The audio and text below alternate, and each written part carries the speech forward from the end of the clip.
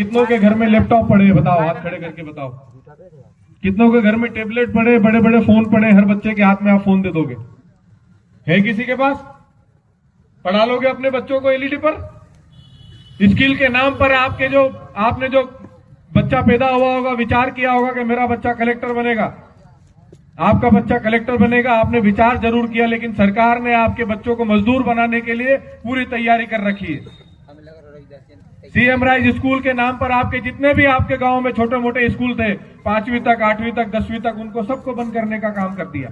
अभी एक भाई बीच में कुछ कह रहे थे कि 29,700 स्कूल बंद हो गए मध्य प्रदेश के अंदर।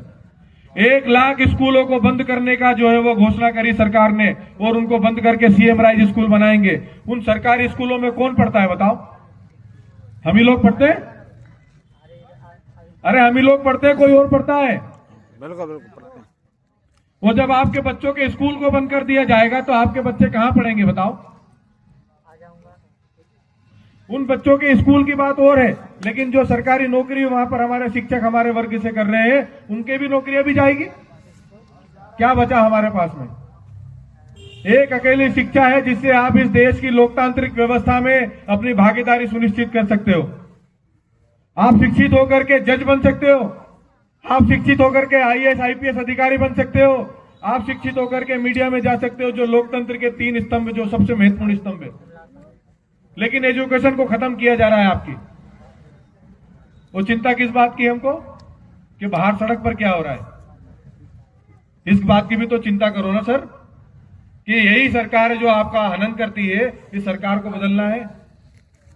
भाई चिल्लाएंगे, जय जयकारे बाबा साहब अंबेडकर के लगाएंगे, खूब लगाओ, क्या परेशानी है, लेकिन अंबेडकर का काम भी तो करो। अपने 4 बच्चों की कुर्बानी कर दी उन्होंने, अपने 4 बच्चों को मरता हुआ छोड़ करके हम लोगों के अधिकारों के लिए लड़ते रहे वो अंग्रेजों से। हम क्या दे रहे हैं पलट के बाबा साहब अंबेडकर को बताओ? हम कुछ दे रहे हैं बाबा साहब अंबेडकर को? जो संविधान मिला, क्या हम लोगों का क्या योगदान है उसमें बताओ? जो अधिकार मिले, हमारा क्या योगदान है? कल को केवल सिर्फ आपका आरक्षण खत्म हो जाए ना, आपके बच्चों के पैर काट दिए जाएंगे, ध्यान रख लेना। पढ़ नहीं पाएगा आपका बच्चा। आप सोचो, मेरे बच्चों को मैं मेडिकल एग्जाम करवा दूंगा और उसको डॉक्टर बना दूंगा। डॉक्टर बनने के लिए 2-5 करोड़ रुपए लगते हैं।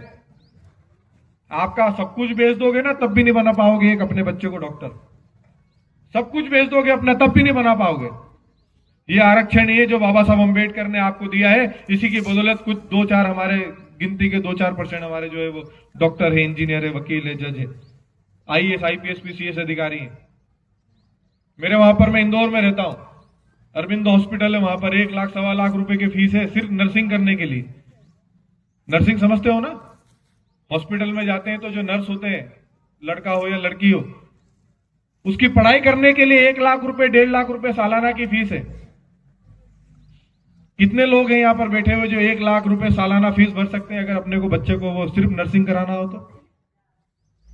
बैठे हैं यहां पर कोई? एक आदमी खड़ा होकर के तो बोलो कि मैं बैठा हूं साहब, मैं करा दूंगा। लेकिन वही आरक्षण जब आपको मिलता है ना, तो 1 लाख रुपए की फीस आपकी 20,000 रुपए हो जाती सीधी, क्योंकि 80,000 रुपए आपको आरक्षण का लाभ मिलता है, आपको स्कॉलरशिप मिलती है। क्या बचाने के लिए कर रहे हो आप?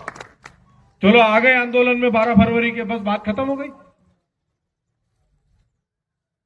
सरकार में है मोहन यादव जी, मुख्यमंत्री है, खाली इतना सा कहा था कि 13% होल्ड जो ओबीसी को बचा हुआ है वो देंगे हम,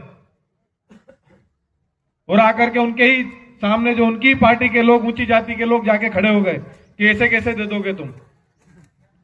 तो आपके अधिकारों पर आघात करने वाले लोग भी आपके बीच में ही है। सरकार में है, सत्ता में है वो आदमी, उसके बाद अपने समाज की बात नहीं कर सकता।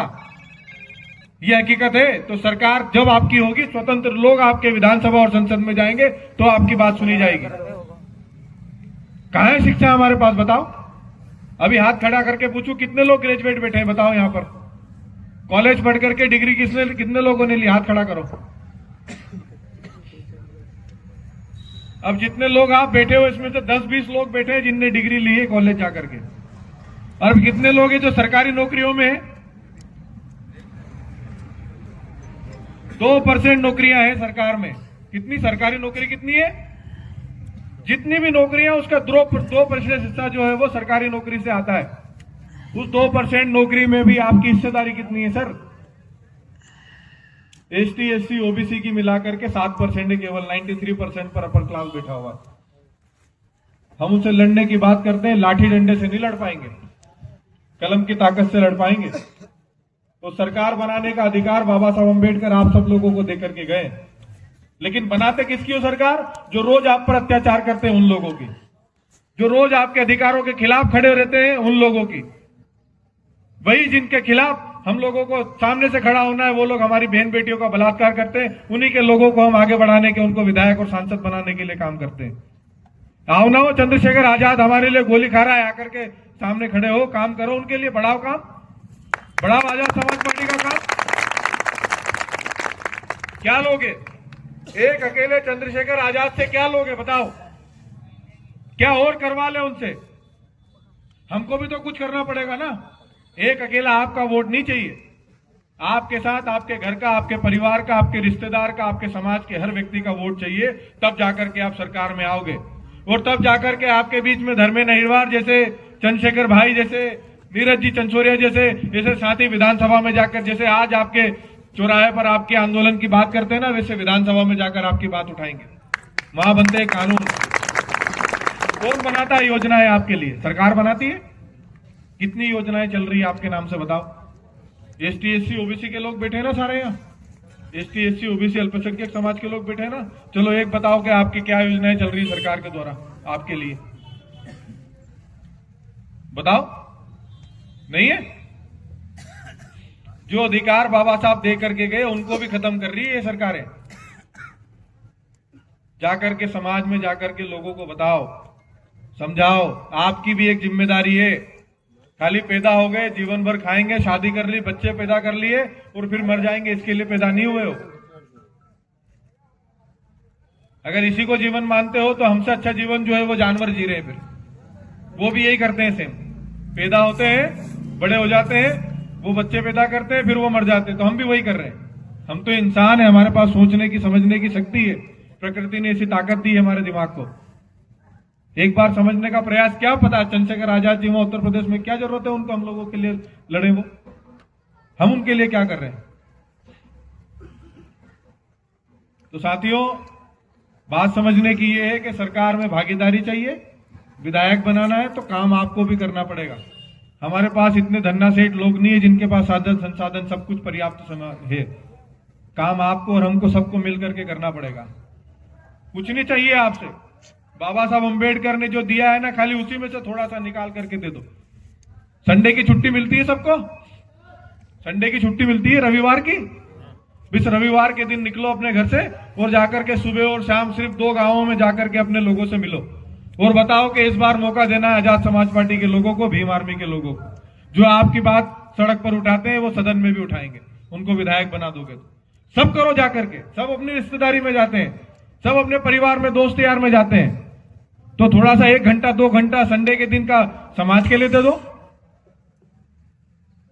आज आपकी लड़ाई अगर जमीन पर कोई लड़ रहा है तो एक इकलौता आदमी चंद्रशेखर आजाद है, भीम आर्मी के लोग हैं, आजाद समाज पार्टी के लोग हैं। आप उनको भी समर्थन नहीं दोगे तो फिर किसको दोगे? मेरे को एक साथी बता रहे थे कि हमारे लोग भैया सभाओं में तो बहुत आ जाते हैं, जब वोट देने की बारी आती है तो वहां जाते हैं तो क्या बोलते हैं, हम तो फलाने चंद जी को देंगे। अरे भाई, फलाने चंद जी का, ये आदमी का, उसके परिवार का, उसके रिश्तेदार, उसकी जात समाज का आदमी तो हमारी बहन बेटियों का बलात्कार कर रहा है। वही तो हमारे आरक्षण के खिलाफ जाकर के आंदोलन कराता है। वही लोग हमारे नेता को गाली भी देते हैं, फिर जाकर उनको ताकतवर दे दो तो एक बार मौका आता है वो पांव छूने आते हैं हमारे, और 5 साल फिर जूते मारते हैं हमको। तो तय तो आपको करना है, दिशा क्या जानी है आपको, किस दिशा में आपको जाना है। नौजवान साथी बहुत सारे बैठे हैं यहाँ पर, अपना समय सोशल मीडिया से निकालो, उस पर भी दो। समाज के हितों के लिए अगर वहां भी कुछ मौका लगे तो वहां पर भी बात रखो, लेकिन जाकर अपने घर से अपना समय निकाल करके गांव गांव में मीटिंग करो, जाकर के लोगों को समझाओ कि आजाद समाज पार्टी के साथ में आकर के खड़े हो जाओ। कल को हमारे लिए कोई खड़ा होने वाला नहीं है। बाबा साहब अम्बेडकर ने आरक्षण की व्यवस्था बनाई जिससे हम इस देश की व्यवस्था में हमारी भागीदारी सुनिश्चित कर सकें। आपका भी प्रतिनिधित्व हो इस देश में, आपकी भी बात सुनी जाए। तो जो आरक्षण का लाभ लेकर के हमारे वर्ग से जाते हैं उन लोगों की रिस्पॉन्सिबिलिटी होती है समाज के काम करने के लिए। तो आरक्षण जो मिला है ना साहब, उसको बचा करके रखो। आने वाली पीढ़ी के आपके पास धन्ना सेठ नहीं हो, आपने सबने बता दिया कि हमारे पास पैसा नहीं है कि हम लाख रुपए 50 लाख रुपए भरना पड़े तो हम लोग